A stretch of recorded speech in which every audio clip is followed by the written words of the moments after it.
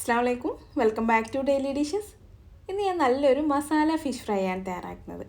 നമ്മൾ സാധാരണ fish fry തയ്യാറാക്കുന്നതിന് കുറച്ച് വ്യത്യാസത്തിൽ കുറച്ച് മസാലകളൊക്കെ കൂടുതലായിട്ട് ചേർത്തിട്ട് തയ്യാറാക്കുന്ന നല്ല എരിവും മസാലയൊക്കെ പിടിച്ചിട്ടുള്ള നല്ലൊരു ഫിഷ് ഫ്രൈ.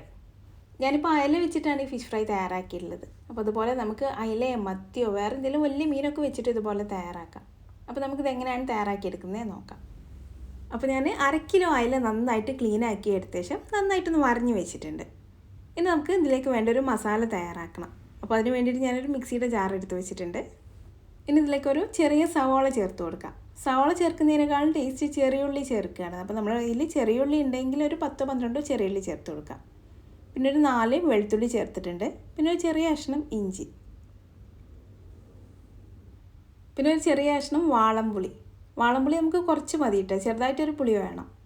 ഇനി വാളംപുളി ഇല്ലെങ്കിൽ നമ്മൾ സാധാരണ കുടംപുളി എടുത്താലും മതി കേട്ടോ. കുടംപുളി വെള്ളത്തിലിട്ട് വെച്ചിട്ട് ആ വെള്ളം ചേർത്ത് കൊടുത്താൽ മതി. കുടംപുളി എടുക്കുകയാണെങ്കിൽ ഒരു കഷ്ണം മതിയാവും. പിന്നെ ഒരു 1/4 ടീസ്പൂൺ മഞ്ഞൾപ്പൊടി ചേർത്തിട്ടുണ്ട്. പിന്നെ ഒരു 1.5 ടേബിൾ സ്പൂൺ മുളക് പൊടി ചേർത്തിട്ടുണ്ട്. അത് നമ്മളൊരു എരിവിനനുസരിച്ചിട്ട് ചേർക്കാം. പിന്നെ 1 ടീസ്പൂൺ മല്ലിപ്പൊടിയും കൂടെ ചേർത്തിട്ടുണ്ട്. പിന്നെ ഒരു 1/4 ടീസ്പൂൺ പെരിഞ്ജീരകം. പിന്നെ ഇത് നന്നായിട്ടൊന്ന് അരിഞ്ഞ് വരാൻ പാകത്തിന് വെള്ളം കൂടെ ചേർത്ത് കൊടുക്കാം. ഒരു 1/4 കപ്പോളം വെള്ളം ചേർത്ത് കൊടുക്കാം. നമ്മൾ കുടംപുളി കുതിർത്ത് വെച്ചിട്ടുള്ള വെള്ളം ചേർക്കുകയാണെങ്കിൽ പിന്നെ വെള്ളം ചേർക്കേണ്ട ആവശ്യം വരില്ല. നമുക്കിത് നല്ല പേസ്റ്റ് ആയിട്ടൊന്ന് അരിഞ്ഞ് കിട്ടാൻ വേണ്ടിയിട്ടാണ് വെള്ളം ചേർത്തുള്ളത്. അപ്പോൾ ഞാനിത് നന്നായിട്ടൊന്ന് അരച്ചെടുത്തിട്ടുണ്ട്. അപ്പോൾ ഇതുപോലെ അധികം വെള്ളമൊന്നും കൂടി പോവാതെ നല്ല പേസ്റ്റ് ആയിട്ട് അരച്ചെടുക്കണം. ഇനി ഇതിൽ നിന്നും കുറച്ച് മസാല നമുക്ക് മീനിലേക്ക് ചേർത്ത് കൊടുക്കാം. അപ്പോൾ ഞാൻ ഇതിലേക്കൊരു 1.5 ടേബിൾ സ്പൂൺ മസാല ചേർത്തിട്ടുണ്ട്. പിന്നെ നമുക്കിതിലേക്ക് ആവശ്യത്തിന് വേണ്ട ഉപ്പും കൂടെ ചേർത്ത് കൊടുത്തിട്ട് നമുക്ക് ഈ മസാല എല്ലാം മീനിൽ നന്നായിട്ടൊന്ന് പുരട്ടി വെക്കാം.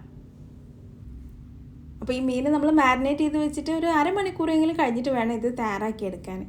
കൂടുതൽ സമയം വെക്കുകയാണെങ്കിൽ അത്രയും നല്ല കേട്ടോ. മീൻ്റെ ഉള്ളിലേക്കൊക്കെ നന്നായിട്ടങ്ങ് മസാല പിടിച്ച് കിട്ടും. അപ്പോൾ ഞാൻ ഈ മീനിൽ നന്നായിട്ട് മസാലയൊക്കെ പുരട്ടി വെച്ചിട്ടുണ്ട്. ഇനി മസാല പിടിക്കാനായിട്ട് കുറച്ച് സമയം മാറ്റി വെച്ച ശേഷം നമുക്ക് മീൻ ഫ്രൈ ചെയ്തെടുക്കാം. അപ്പോൾ മീൻ ഫ്രൈ ചെയ്തെടുക്കാൻ വേണ്ടി ഞാനൊരു പാൻ ചൂടാവാനായിട്ട് വെച്ചിട്ടുണ്ട്. അതിലേക്ക് വെളിച്ചെണ്ണ ചേർത്ത് കൊടുക്കാം. ഞാനിപ്പോൾ ഒരു 2.5 ടേബിൾ സ്പൂൺ വെളിച്ചെണ്ണ ചേർത്തിട്ടുണ്ട്. ഇനി വെളിച്ചെണ്ണ നന്നായിട്ട് ചൂടായി വന്ന ശേഷം നമുക്ക് മീൻ ഇതിലേക്ക് ചേർത്ത് കൊടുക്കാം.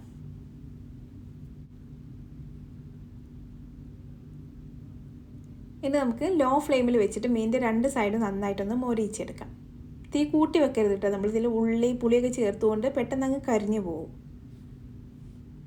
ഇപ്പോൾ ഒരു സൈഡൊന്ന് ഫ്രൈ ആയി തുടങ്ങിയിട്ടുണ്ട്. ഇനി നമുക്ക് തിരിച്ചിട്ട് കൊടുത്തിട്ട് മറ്റേ സൈഡും കൂടി ഒന്ന് ഫ്രൈ ആക്കിയെടുക്കാം.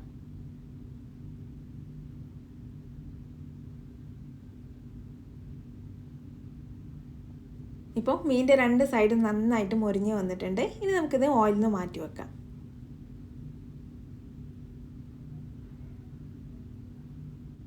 ഇനി നമുക്ക് ഈ ബാക്കിയുള്ള ഓയിൽ തന്നെ ഇതിലേക്ക് വേണ്ട മസാല വഴറ്റിയെടുക്കാം. അപ്പോൾ ഇതിലുള്ള ഈ മസാല അധികം കരിഞ്ഞു പോയിട്ടുണ്ടെങ്കിൽ അങ്ങ് എടുത്ത് മാറ്റാം കേട്ടോ. ഇതിപ്പോൾ അധികം കരിഞ്ഞിട്ടില്ല കേട്ടോ, നന്നായിട്ട് അങ്ങ് മൊരിഞ്ഞ് വന്നിട്ടേ ഉള്ളൂ. അപ്പോൾ നമുക്കിത് എടുത്ത് മാറ്റേണ്ട ആവശ്യമില്ല. അപ്പോൾ ഇതിലേക്ക് നമുക്ക് കുറച്ച് കറിവേപ്പില ചേർത്ത് കൊടുക്കാം. പിന്നെ 2 പച്ചമുളക് കട്ട് ചെയ്തും കൂടെ ചേർക്കുന്നുണ്ട്. ഇനി ഇത് ചെറുതായിട്ടൊന്ന് വഴറ്റിയെടുക്കാം. ഈ കറിവേപ്പിലേക്കൊന്ന് മൊരിഞ്ഞ് വരുന്നവരെ ഒന്ന് വഴറ്റിയെടുക്കാം. ഇപ്പോൾ കറിവേപ്പിലേക്ക് ഒന്ന് മൊരിഞ്ഞ് വന്നിട്ടുണ്ട്. ഇനി ഇതിലേക്ക് നമുക്ക് ഉലുവാപ്പൊടി ചേർത്ത് കൊടുക്കാം. ഒരു നുള്ള് ഉലുവാപ്പൊടി. ഇനി ഉലുവാപ്പൊടി ഇല്ലെങ്കിൽ നമുക്ക് ഉലുവ മുഴുവനായിട്ട് തന്നെ ചേർത്ത് കൊടുക്കാം. അപ്പോൾ നമ്മൾ ആദ്യം കറിവേപ്പില ചേർക്കുന്നതിന് മുന്നായിട്ട് ഒരു 1/4 ടീസ്പൂൺ ഉലുവ ഇട്ടിട്ട് ഒന്ന് നന്നായിട്ടൊന്ന് മൂപ്പിച്ചെടുത്ത ശേഷം പിന്നെ കറിവേപ്പിലയും പച്ചമുളകും ചേർത്താൽ മതി. അപ്പോൾ ഉലുവാപ്പൊടി ഇട്ടിട്ട് ഒന്നങ്ങ് ഇളക്കി കൊടുത്ത ശേഷം പിന്നെ നമ്മൾ നേരത്തെ അരച്ച് വെച്ചിട്ടുള്ള ബാക്കിയുള്ള മസാല ഇതിലേക്ക് ചേർത്ത് കൊടുക്കാം. ഇനി നമുക്ക് ഈ മസാലയുടെ പച്ചമണമൊക്കെ ഒന്ന് മാറി വരുന്നവരെ നന്നായിട്ടൊന്ന് വഴറ്റിയെടുക്കാം.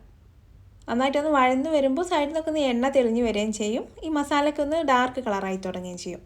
അപ്പോൾ മസാലയ്ക്ക് നന്നായിട്ട് അങ്ങ് വഴന്ന് വന്നിട്ടുണ്ട്. ഇതുപോലെ നല്ലൊരു ഡാർക്ക് റെഡ് കളറായി തുടങ്ങും. ഇനി ഈ മസാലയ്ക്ക് ആവശ്യമായിട്ടുള്ള ഉപ്പ് ചേർക്കാം. പിന്നെ ഒരു 1/4 കപ്പ് വെള്ളം കൂടെ ചേർത്തിട്ട് എല്ലാം കൂടി നന്നായിട്ടൊന്ന് മിക്സ് ചെയ്തെടുക്കാം. ഇപ്പോൾ മസാലയൊക്കെ റെഡി ആയിട്ടുണ്ട്. ഇനി നമ്മൾ ഫ്രൈ ചെയ്ത് വെച്ചിട്ടുള്ള മീൻ ഇതിലേക്ക് ഇട്ട് കൊടുക്കാം.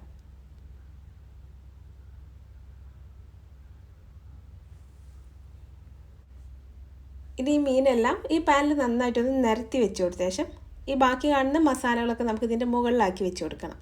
മീനെല്ലാം നന്നായിട്ടൊന്ന് പൊതിഞ്ഞിരിക്കുന്ന രീതിയിൽ നമുക്ക് മസാലയൊക്കെ ഇതിൻ്റെ മുകളിലാക്കി കൊടുക്കാം. മീനിൻ്റെ അടിഭാഗത്ത് ഇപ്പോൾ നന്നായിട്ട് മസാല ഉണ്ടാവും. അപ്പോൾ ഇതുപോലെ ഒന്ന് മുകളിലും കൂടി ആക്കി വെച്ച് കൊടുത്തിട്ടുണ്ടെങ്കിൽ മീൻ നന്നായിട്ട് മസാലയിൽ കവറായി കിട്ടും. മസാലയിൽ നന്നായിട്ടൊന്ന് കവർ ചെയ്തെടുത്ത ശേഷം പിന്നെ തീ നന്നായിട്ട് കുറച്ച് വെച്ചിട്ട് നമുക്ക് ഇതിൻ്റെ രണ്ട് സൈഡ് ഒന്നും കൂടി ഒന്ന് മൊരിച്ചെടുക്കണം. 2-3 മിനിറ്റ് രണ്ട് സൈഡും ഒന്ന് വെച്ച് കൊടുത്താൽ മതി. അപ്പോൾ ഒരു സൈഡ് നന്നായിട്ടൊന്ന് മൊരിഞ്ഞ് വന്നിട്ടുണ്ട്. ഇനി തിരിച്ചിട്ട് കൊടുക്കാം. പൊടിഞ്ഞൊന്നും പോവാതെ പതുക്കെ ഒന്ന് തിരിച്ചിട്ട് കൊടുത്തിട്ട് നമുക്ക് മറ്റേ സൈഡും കൂടി ഒന്ന് മൊരിച്ചെടുക്കാം.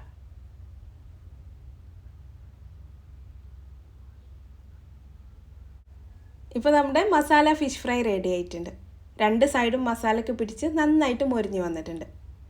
ഇനി നമുക്ക് തീ ഓഫ് ചെയ്യാം. അപ്പോൾ ഇതുപോലെ മീൻ ഫ്രൈ ചെയ്താൽ നമുക്ക് മസാല ഒന്നും കരിയാതെ മീനിലേക്ക് നന്നായിട്ട് ഉപ്പും മസാലയൊക്കെ പിടിച്ച് കിട്ടും. നല്ല ടേസ്റ്റ് ആട്ടോ, ഒന്ന് ട്രൈ ചെയ്ത് നോക്കണേ. അപ്പോൾ നമുക്ക് അടുത്ത നല്ല റെസിപ്പി ആയിട്ട് വീണ്ടും കാണാം. Thanks for watching this video.